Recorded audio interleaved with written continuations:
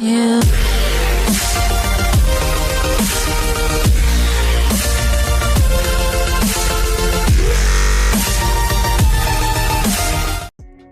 Hey everybody, here get another one. Dear to What's Up. Growing Up Brown / Desi from the Amazon. I'm not gonna lie to you. I don't know. Where is that? No clue.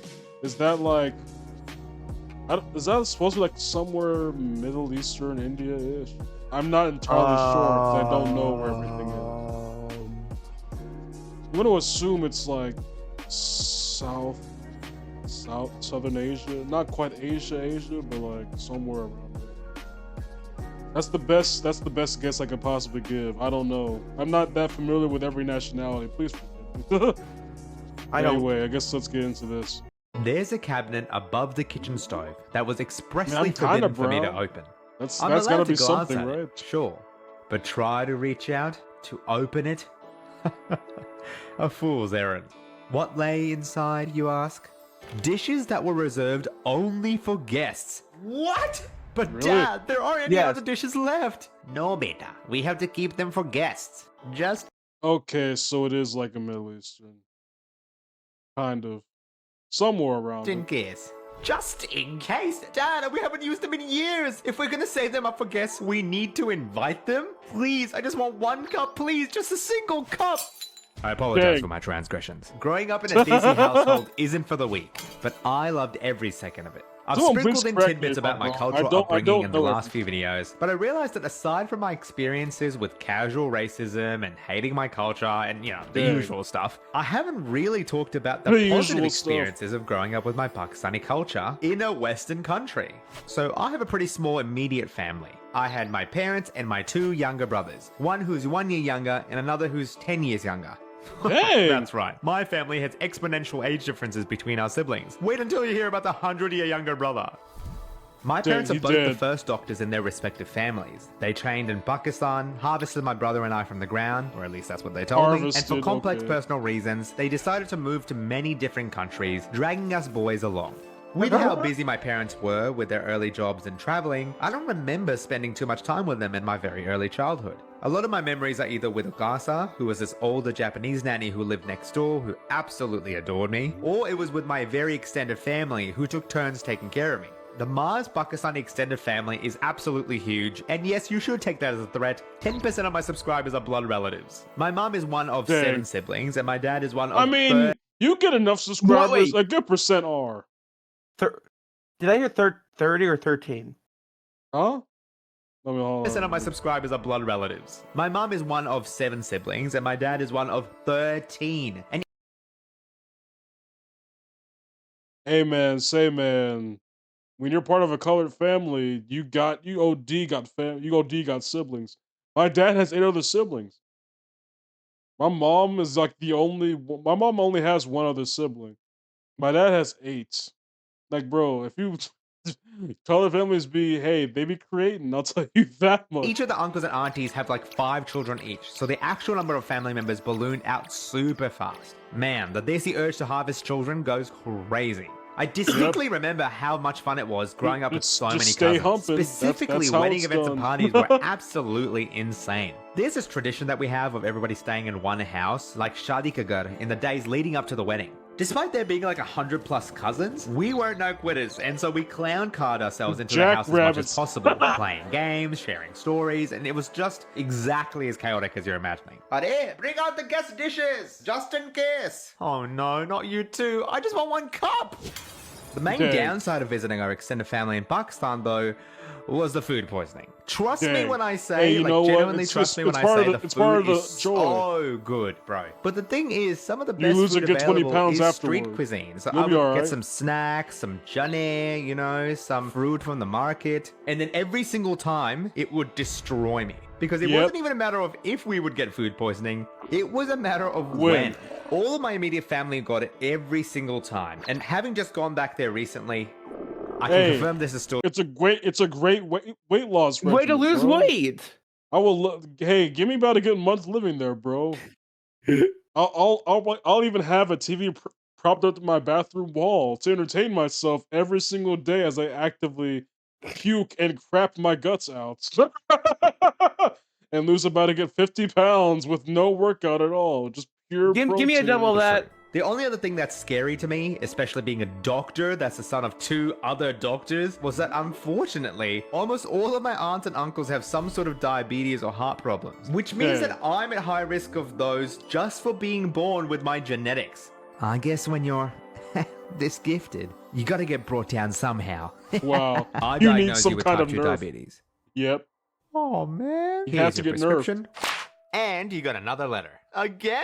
So here's a funny tangent story. So I, type A Dr. Man, am always neurotic with my emails. Even if I get a single unread email, I must get rid of it. But name, my wife, she has over 30,000 unread emails. Like a true person should. Wait, well, If you're not- I'm going to check. Like any real person would. I have 10,000. Hey, you know what? You're a true American citizen, Julie. You're doing God's work. And it's not the fact that I don't respond. It's the matter of the fact that I simply forget. Yep. Emails. I don't even know how to God's do that. work. I'm actually it actually takes way more effort to get that many emails. And so imagine my genuine relief Oh, when D I got found spam. Clean Fox, who then read the email that I would know Uh-oh, of ads. actioning W sponsor, finally, bro. my extended W family. sponsor. Fox a try. Now where were we? Okay, that's right. Spending time with my extended family. The sad thing is, I used to visit my family yearly before COVID happened, and for obvious reasons, Yep, I couldn't yep. keep up with that tradition after the fact. I absolutely adore my cousins. They're all super personable and How often did you manage to see your family outside when COVID happened? I didn't see him for a good year. A good year, dang. Well, I think by well, the no, time my sisters, for a year, yeah. but for my mom and dad, I lived with them during COVID. I mean, yeah, obviously you were freaking And 14. for everyone out there, I truly love my family, but oh my god, Oh boy. COVID was Hey, you know the what? most It was I the had perfect the time to urge get to Stockholm kill them. syndrome. It's the most time to get Stockholm syndrome, bro. their own way. And seeing my parents get absolutely roasted by my uncles and aunts would be so funny to me. Like, they were unlocking parts of them that I hadn't even heard about before. It was also them that kept me in touch with my Pakistani culture, the etiquette, and most importantly, my mother tongue of Urdu.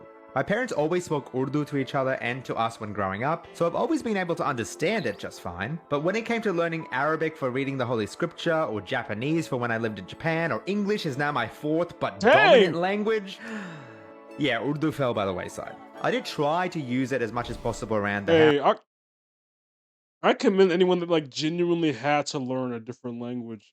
Because I couldn't do it. God, please. Like, let me stay in America. I know there's so much bullcrap, but please, I don't want to have to learn a whole different Okay, language. hey, okay. I barely even passed my Spanish classes in college. I can't go back. Here's the thing. Once I passed both, I'm like, I'm never doing this again. I'm not going. Wait, okay, can I just tell you the funniest story What? about Spanish? And in no, it wasn't ninth grade. It was it's my junior year. I was doing intro to Spanish, and the teacher, well, the real teacher, basically, she was out for like a month. When it wasn't a month, or was it 2?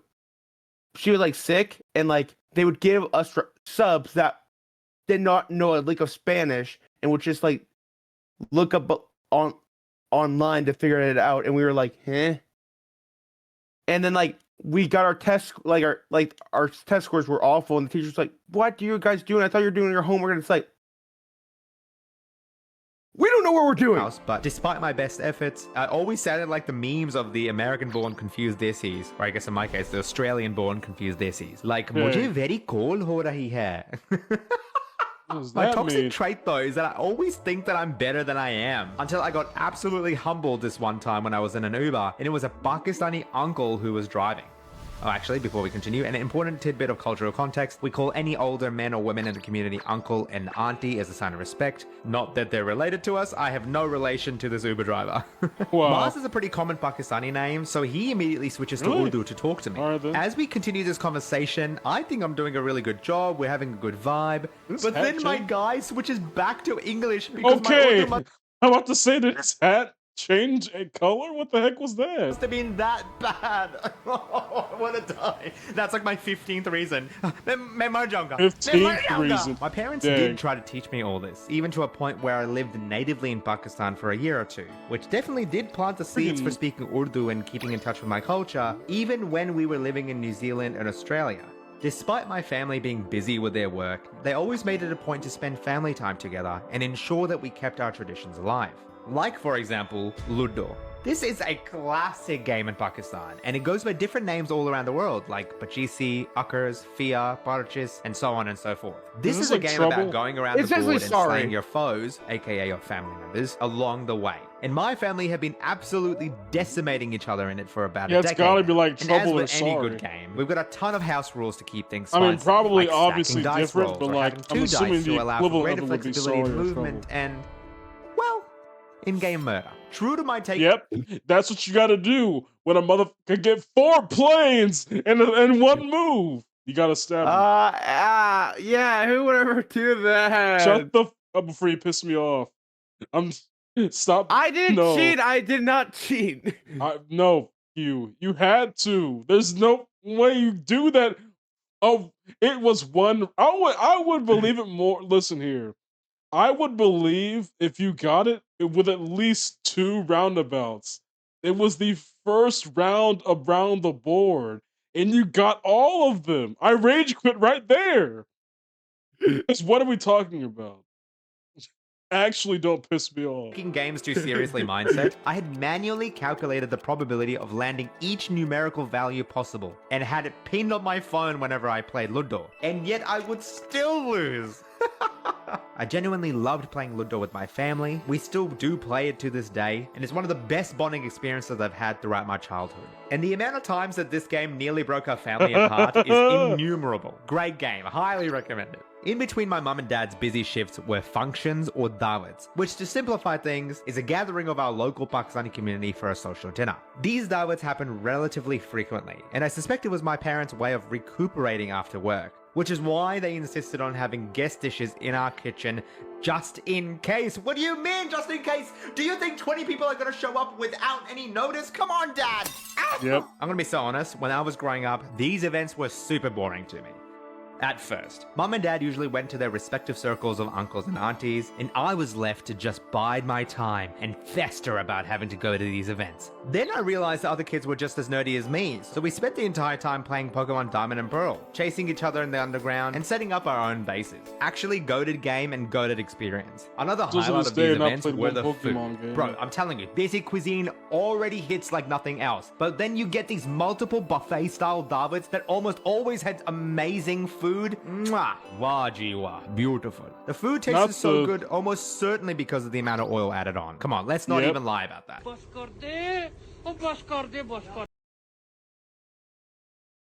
Oh, good. Remember, like, is like the Indian food, street food thing still trending? I don't know. Because I But here's remember, the like, thing, when I I would was kill really for some like, good butter chicken. yeah, I know, but I'm talking like, there's like this whole trend of like the Indian street food videos, and like people like stomping, like they're using like their feet to cook some stuff or something. Like it was like some of the most unhygienic stuff ever, but that was just what they used to cook it with. I mean, I imagine if you're from the culture, it's like just a part of it, but like from the outside looking in, it's like, dang, no gloves at all. Oh, I'm definitely going to get heart disease, aren't I? Now, if Yes. you've grown up as a Desi person in Absolutely. any country, you know I have to bring up cricket. This damn sport was everywhere. Never played when it, but I know growing what up. it is. My family in Pakistan played it. Out. The functions all talked about it. Out. Heck, even my brother played it. Out. I personally wasn't as invested as the others were. Like, I used to watch some of the international matches, maybe the D20s, and know some players here and there. More so a conversation what starter cricket for me is? more than anything else. Unless the match was between Pakistan and Why India. are they There is aliens? literally a Wikipedia article about this because of how deep this runs. I'm convinced that all Pakistani and Indian people are sleeper agents for specifically this matchup. For those who aren't in the know, and for those who haven't read the Wikipedia page, these two teams have a fierce rivalry that spans decades, which culminates in an anime-level match between them It's like some freaking every Crips versus single Bloods time it beef. happens. And for whatever reason, it activates the patriotic neurons for Pakistani and Indian people whenever it happens. Like, my dad doesn't care that much about cricket. He's a casual watcher like me in that way. He says he doesn't have the energy to watch it after work, you know, it's not even that interesting, and Papa, You know what? it's Fair. Pakistan versus India. All Yeah, I have it's ever no dreamt sport. about is cricket, my life. Oh gosh, bro. What's this for you? What's like something that you could be so tired, but like if this thing showed up, you instantly wake up and watch the whole thing? Distractible. Huh? Distractible. What's that? Oh, it's a podcast. Oh, it's by Markiplier, Lord Oh, Minion, and okay. Monk Maestrom. Life is cricket. I love cricket so much. I will defend Pakistan. Grape. Despite the meme, though, I love the adrenaline and hype that would get into the community whenever it was happening. I liked being part of the overall atmosphere, cheering along with everybody. Or booing, come on, let's be so for real as the Pakistani cricket team. With that being said, though, Wow. watching them play was not good for me and my blood pressure. You think I'm being very funny, like, oh, that's a gag. No, it genuinely got so heated at times that older uncles in the community refused to watch Dang. Pakistan versus India because it was bad for their heart disease, which is terrifying for my Yeah, bro, imagine having such heart problem, or imagine like feeling so strongly about a sport. You physically can't watch a matchup because it'll give you a stroke. What the heck are we talking about, The bro? average Super Bowl watcher. Bro, I don't even know if I don't even know if a Super Bowl runs that deep, unless it's I don't know. When was like the last like extremely hyped Super Bowl? I don't know. I mean, Super Bowls. I mean they're like big events, but I don't know when was like the last extremely like what will happen in this game type Super Bowl because I don't watch sports, so I don't know what that would be. future. After years of growing up with my immediate family, extended family, and local community, fast forward to when it was finally time for me to head off to medical school. I was the eldest boy, and this was all brand new for my parents, so my dad opted to come with me to help unpack. And although it sounds terrible, I viscerally remember how annoyed I was at the time. Me moving out was finally the opportunity that I had to be independent, to learn about my own identity, about who I was as a person, to settle the conflicting Pakistani and Western debate that had been going on in my head. I just wanted to get away from all this pressure and suffocating environment, and Nope. my dad, he was still there. I just had Dang. one more night, you know, one more night, and then he'll fly out, and then I'll be free. And it was Nope. at that moment, as we're laying in bed on the last night before flying back, that my father started to share a story with me. It's Mars, always that last for as long freaking as I can night remember, where you get your I've been freaking working for my Mufasa from family. Lion King speech. First, we moved to Japan, spent uncountable hours to get our PhDs, but still weren't able to get a decent opportunity there. Then we moved over to New Zealand, but because of issues with our qualifications, we had to start over from scratch. Australia provided more opportunities, but we still had to scrape by for rent and income. I even had to live away from my own family to make ends meet, to keep our family afloat. I'm not ashamed to have given up this much for my family, but my biggest regret is that by the time that I was finally done, you were already 18 and about to move out. Dang. I didn't get enough time with my eldest son. And now that you're leaving, I'll never get this time again. I'm so sorry I couldn't be there for you as much as I wanted. Remember my dad had like a similar feeling when I graduated. Because like he did have to OD spend a lot of time like away. Not necessarily away, but like not exactly attached with everybody as much. Because he did have a lot to do. And it does suck from like being like a father or just like a parent in general when you really do gotta do what you gotta do. And by the time that you really can like somewhat relax, they dang near don't even know you for real. So My it mom is has sad. said this many times that the first time that my dad had seriously cried was when he saw my sister being born. Dang. You know what? His firstborn. Understandable. I bruh. I say this like now. When I have my first kid, I'm gonna need like emotional support. I'll be there. I'm gonna need emotional support. I'm not gonna be able to hold myself together because it's just like even when I imagine it without even actually having a kid, I feel tears getting in my eyes. It's like the How I Met Your like there was a Barney Stinson thing where he saw like he saw his like firstborn. He's like crying. So it like he didn't want to see her, but the minute he did, it's like you are the love of my life. Everything I have will be yours. And that's why I really don't understand like fathers that abandon kids. Like, how can you give up that? I don't understand. You have to be terrible. Cause that, cause like I don't understand why. Like obviously I'm not stupid. I know why they don't want to. There's multiple reasons why they wouldn't.